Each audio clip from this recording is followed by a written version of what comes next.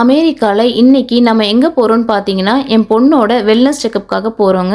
Wellness checkup அப்படின்னா என்ன அப்படின்னு பார்த்தீங்கன்னா, 6 மாதத்துக்கு ஒரு வாட்டி குழந்தைங்கள ஸ்க்ரீனிங் பண்ணுவாங்க. ஸ்க்ரீனிங் பண்ணிவிட்டு அவங்களோட height, weight, body mass index, pressure, அதாவது பிளட் ப்ரெஷர், கொலஸ்ட்ரால், சுகர், அதுக்கப்புறம் ஹியரிங், விஷன், அதுக்கப்புறம் டென்டல் எல்லாமே கரெக்டாக இருக்கான்னு செக் பண்ணிப்பாங்க. அது தவிர வேக்சினேஷன்ஸ் எதாவது இருந்தால் கூட போடுவாங்க. இப்போ என் பொண்ணுக்கு வந்து ஹீமோக்ளோபின் லெவல் கரெக்டாக இருக்கா அப்படின்னு செக் பண்ணுறதுக்காக இந்த நர்ஸ் வந்து பிளட் எடுக்க போகிறாங்க. அதுக்கு தான் அவங்க வந்து பேச்சு கொடுத்துக்கிட்டே அந்த வேலையை செய்கிறாங்க. ஸோ தட் அவங்களுக்கு வழி தெரியாது பாருங்கள். அதுக்கப்புறம் 3 வேக்சினேஷன் போட போகிறாங்க.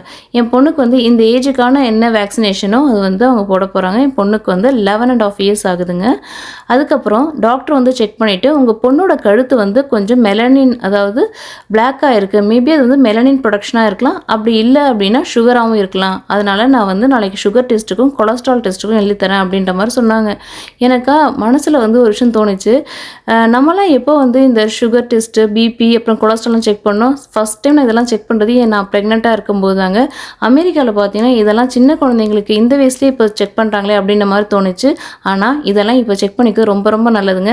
சீக்கிரத்துலேயே வந்து நம்ம ஏதாவது கண்டுபிடிச்சிட்டோம் அப்படின்னா சரி பண்ணுறது ரொம்ப ஈஸி அப்படின்ற மாதிரியும் தோணுச்சு. அதனால் நாளைக்கு வந்து சாப்பிடாம ஃபாஸ்டிங்கில் போய் சுகர் டெஸ்ட்டுக்கும் கொலஸ்ட்ராலுக்கும் பிளட் கொடுக்கணுங்க. ரிப்போர்ட் என்ன வந்ததுன்னு கண்டிப்பாக நான் வீடியோ போடுறேன். இந்த வீடியோ உங்களுக்கு யூஸ்ஃபுல்லாக இருந்தால் மறக்காமல் ஒரு லைக்கை தட்டி விடுங்க. அமெரிக்கா பற்றின வீடியோஸ்க்கு என் சேனலை சப்ஸ்கிரைப் பண்ணி வச்சுக்கோங்க.